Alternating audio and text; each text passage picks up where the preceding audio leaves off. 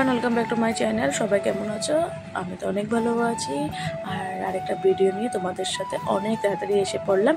তো দেখো, আমি রেডি হয়ে গেছি আর এদিকে রিশাকে ঘুম পাড়িয়ে দিয়েছি। রিশার না শরীরটা অনেকটা খারাপ, ওর জ্বর হয়েছে দুদিন ধরে। বিছনাতেই ও একদম মানে খেলছেও না, খাচ্ছেও না, আর মানে শুধু খালি ঘ্যান ঘ্যান ঘ্যান ঘ্যান কান্নাকাটি। তো মন মেজাজ একদম ভালো না কাউরে, কারণ বাড়ির ছোট্ট মানুষটা একদম অসুস্থ, তাই সবের মন মেজাজ খারাপ। ভাইরাল জ্বর যেহেতু, তাই ওষুধ আর কী করবো, ওষুধ খাওয়িয়ে দিয়েছি। আর আস্তে আস্তে তো ওষুধের কামটা করবে, তো ওষুধ খাওয়িয়ে ওকে দুধ খাওয়িয়ে ঘুম পাড়িয়ে দিয়েছি আর ঠাম্মির কাছে রেখে এসেছি। আর এদিকে আমিও লাঞ্চ টাঞ্চ সেরে রেডি হয়ে চলে গেলাম ডুমডুমা মার্কেটে। আর রিশার পাপা ভাত খেতে এসেছেন, যার জন্য তার ওর সাথে চলে গেছি আমি মার্কেটে।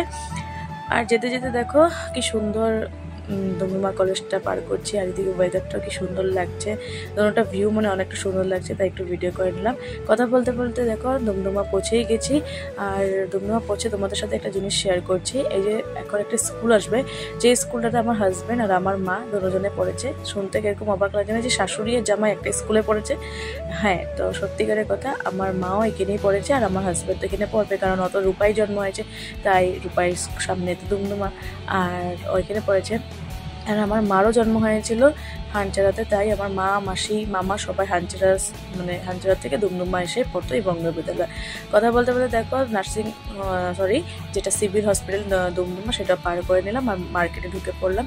আর একটা কোইন্সিডেন্ট হলো, এদিকে শাশুড়ি আর জামাই একটা স্কুলে পড়েছে, এদিকে শাশুড়ি আর বউ আর একটা স্কুলে সেম স্কুলে পড়েছে।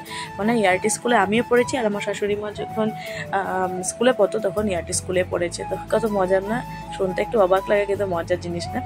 আর কথা বলতে বলতে দেখো আমরা এসে পড়েছি টাউন ফিল্ডে। তো টাউন ফিল্ডে কিছু একটা ওকেশন হবে, যার জন্য অনেক সুন্দর প্যান্ডেল করেছে। হয়তো ক্রিকেট হবে, না হলে ফুটবল, সামথিং কিছু একটা হবে, জানি না কি হবে।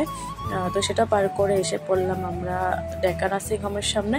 তো ডেকা নার্সিং হোম দেখলেই 7 জুলাইয়ের কথা মনে পড়ে যায়, যেদিন আমি ভর্তি হয়েছিলাম। আর তোমাদেরকে একটা কথা বলে, মানে কাল 8 জুলাইতে আমার রিশার জন্ম হয়েছিল।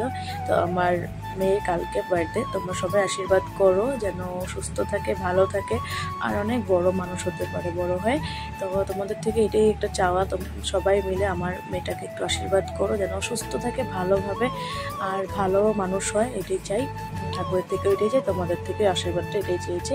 তো কালকে যা যা হবে তোমাদের সাথে পুরোটা শেয়ার করবো। তো আজকে যা যা হচ্ছে সেটা তোমাদের সাথে শেয়ার করছি, তো দেখতে থাকো পুরো ভিডিওটি।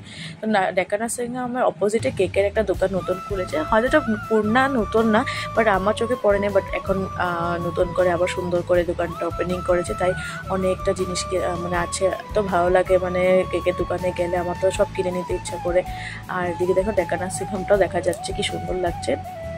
আর এদিকে দাদাটা অনেক সুন্দর মানে বিহেভিয়ার আর সুন্দর করে জিনিসগুলো রেখেছে। সব এক একটা জিনিস যেগুলো দরকার সেগুলো আমি কিনে নিয়েছি।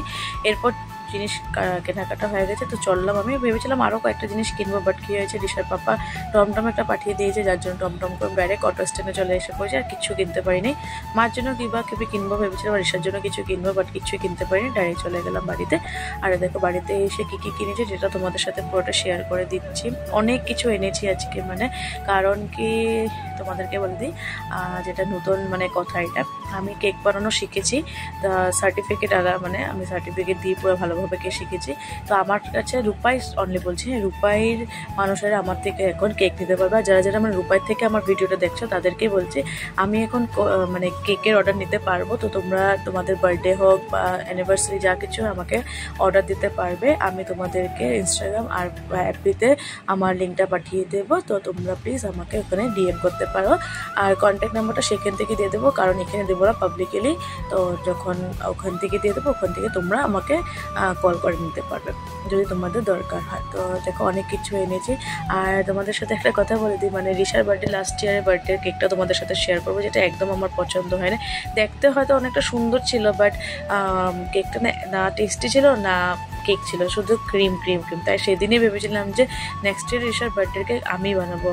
তো ঠাকুরের কৃপাতে আমি শিখেও নিয়েছি, আর হয়তো এবছর রিশার বার্থডে কেকটা আমি বানাবো।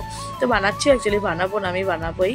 তো কেমন হয়েছে জিনিসগুলো এনেছি যে আমাকে জানাবে, আর তোমাদেরকে বলে দিয়েছি। তো তোমরা চাইলে আমার থেকে মানে কেক নিতে পারবে ওখান থেকে। আর এরপর যেহেতু রিশার বার্থডে, তো ওর নতুন কাপড় তো বানতে হয়। তো দেখো রিশার পাপা রিশার জন্য একটা ড্রেস এনেছে, যেটা কালকে পরবে। তো ড্রেসটা একদম মানে কটনের, একদম সফট, অনেকটা মজার কিন্তু।